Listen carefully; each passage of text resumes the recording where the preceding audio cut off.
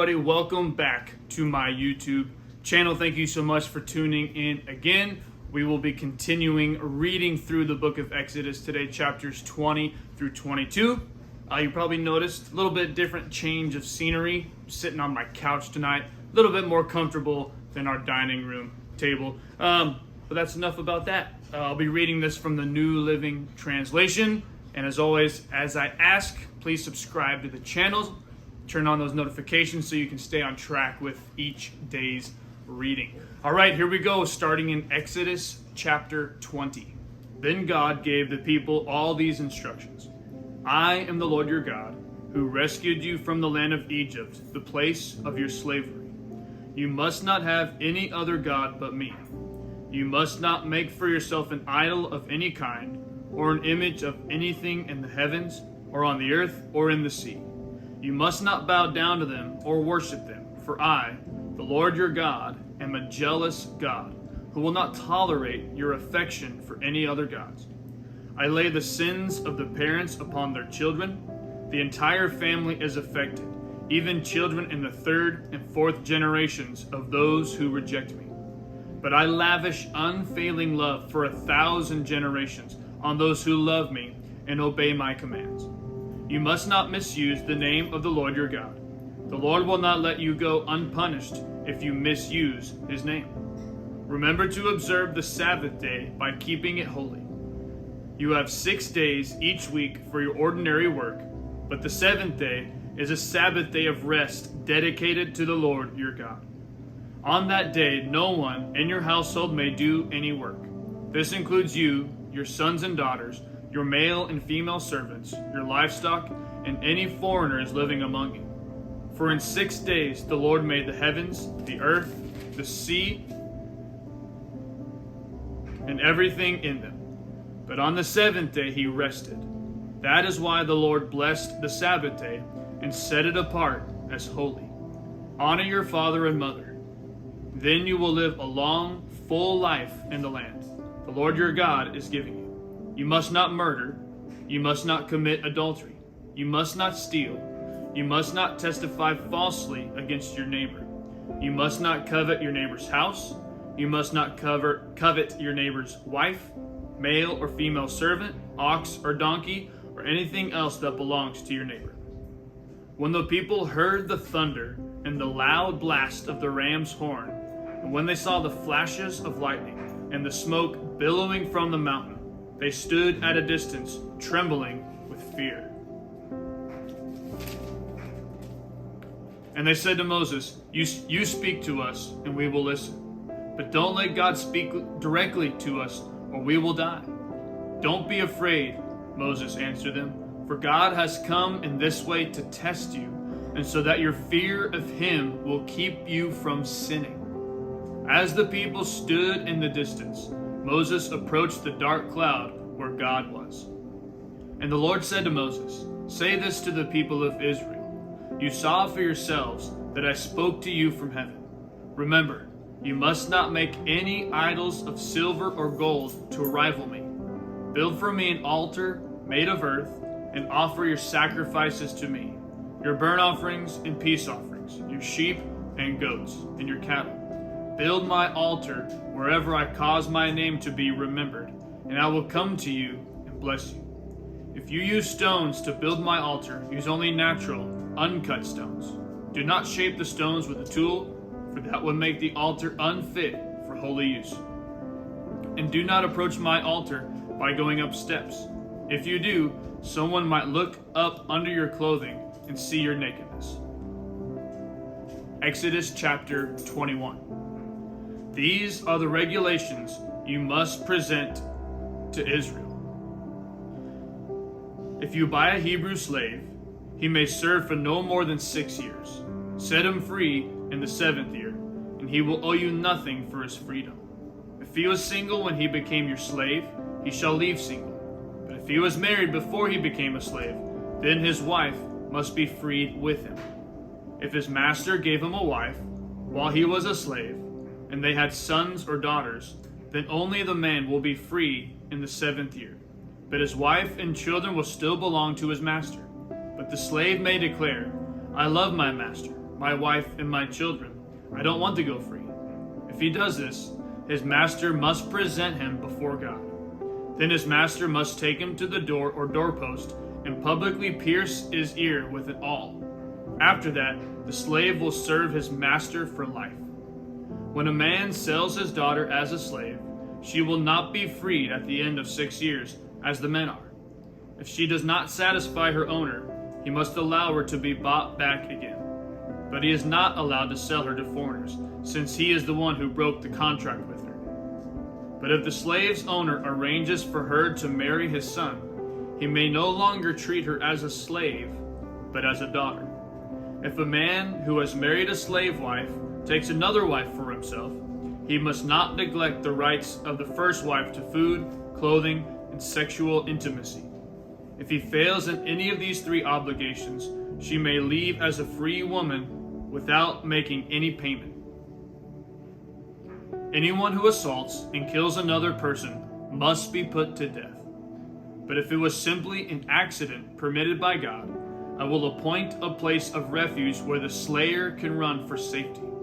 However, if someone deliberately kills another person, then the slayer must be dragged even from my altar and be put to death. Anyone who strikes father or mother must be put to death. Kidnappers must be put to death, whether they are caught in possession of their victims or have already sold them as slaves. Anyone who dishonors father or mother must be put to death. Now suppose 2 men quarrel, and one hits the other with a stone or fist, and the injured person does not die, but is confined to bed. If he is later able to walk outside again, even with a crutch, the assailant will not be punished, but must compensate his victim for lost wages and provide for his full recovery.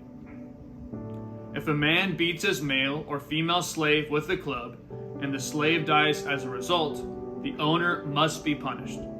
But if the slave recovers within a day or 2, then the owner shall not be punished, since the slave is his property.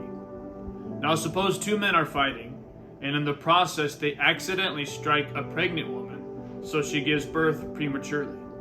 If no further injury results, the man who struck the woman must pay the amount of compensation the woman's husband demands and the judges approve. But if there is further injury, the punishment must match the injury. A life for a life, an eye for an eye, a tooth for a tooth, a hand for a hand, a foot for a foot, a burn for a burn, a wound for a wound, a bruise for a bruise.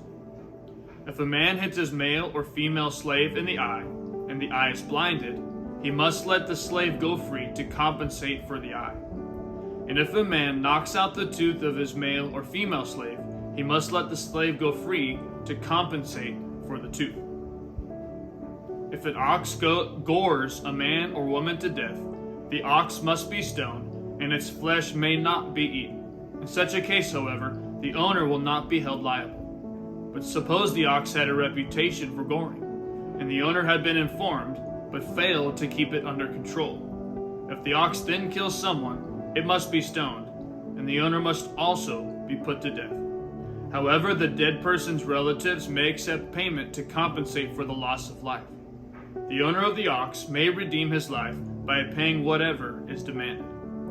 The same regulation applies if the ox gores a boy or a girl. But if the ox gores a slave, either male or female, the animal's owner must pay the slave's owner 30 silver coins, and the ox must be stoned. So suppose someone digs or uncovers a pit and fails to cover it, and then an ox or a donkey falls into it. The owner of the pit must pay full compensation to the owner of the animal, but then he gets to keep the dead animal. If someone's ox injures a neighbor's ox and the injured ox dies, then the 2 owners must sell the live ox and divide the price equally between them. They must also divide the dead animal. But if the ox had a reputation for goring, yet its owner failed to keep it under control, he must pay full compensation, a live ox for the dead one, but he may keep the dead ox. Exodus chapter 22. If someone steals an ox or sheep and then kills or sells it, the thief must pay back 5 oxen for each ox stolen, and 4 sheep for each sheep stolen. If a thief is caught in the act of breaking into a house and is struck and killed in the process, the person who killed the thief is not guilty of murder. But if it happens in daylight, the one who killed the thief is guilty of murder. A thief who is caught must pay in full for everything he stole. If he cannot pay, he must be sold as a slave to pay for his theft. If someone steals an ox or a donkey or a sheep and is found in the thief's possession, then the thief must pay double the value of the stolen animal. If an animal is grazing in a field or vineyard and the owner lets it stray into someone else's field to graze, then the animal's owner must pay compensation from the best of his own grain or grapes. If you are burning thorn bushes and the fire gets out of control and spreads into another person's field, destroying the sheaves or the uncut grain or the whole crop, the one who started the fire must pay for the lost crop. Suppose someone leaves money or goods with a neighbor for safekeeping, and they are stolen from the neighbor's house. If the thief is caught, the compensation is double the value of what was stolen. But if the thief is not caught, the neighbor must appear before God, who will determine if he stole the property. Suppose there is a dispute between two people who both claim to own a particular ox, donkey, sheep, article of clothing, or any lost property. Both parties must come before God, and the person whom God declares guilty must pay double compensation to the other. Now suppose someone leaves a donkey, ox, sheep, or any other animal with a neighbor for safekeeping, but it dies or is injured or is taken away, and no one sees what happened. The neighbor must then take an oath in the presence of the Lord. If the Lord confirms that the neighbor did not steal the property, the owner must accept the verdict, and no payment will be required. But if the animal was indeed stolen, the guilty person must pay compensation to the owner. If it was torn to pieces by a wild animal, the remains of the carcass must be shown as evidence, and no compensation will be required. If someone borrows an animal from a neighbor, and it is injured or dies when the owner is absent, the person who borrowed it must pay full compensation. But if the owner was present, no compensation is required. And no compensation is required if the animal was rented, for this loss is covered by the rental fee. If a man seduces a virgin who is not engaged to anyone and has sex with her, he must pay the customary bride price and marry her. But if her father refuses to let him marry her, the man must still pay him an amount equal to the bride price of a virgin. You must not allow a sorceress to live. Anyone who has sexual relations with an animal must certainly be put to death. Anyone who sacrifices to any god other than the Lord must be destroyed. You must not mistreat or oppress foreigners in any way. Remember, you yourselves were once foreigners in the land of Egypt. You must not exploit a widow or an orphan. If you exploit them in any way, and they cry out to me, then I will certainly hear their cry. My anger will blaze against you, and I will kill you with the sword. Then your wives will be widows, and your children fatherless. If you lend money to any of my people who are in need, do not charge interest as a moneylender would. If you take your neighbor's cloak as security for a loan, you must return it before sunset. This coat may be the only blanket your neighbor has. How can a person sleep without it? If you do not return it, and your neighbor cries out to me for help, then I will hear, for I am merciful. You must not dishonor God or curse any of your rulers. You must not hold anything back when you give me offerings from your crops and your wine. You must give me your firstborn sons. You must also give me the firstborn of your cattle, sheep, and goats. But leave the newborn animal with its mother for 7 days, then give it to me on the 8th day. You must be my holy people. Therefore do not eat any animal that has been torn up and killed by wild animals. Throw it to the dogs.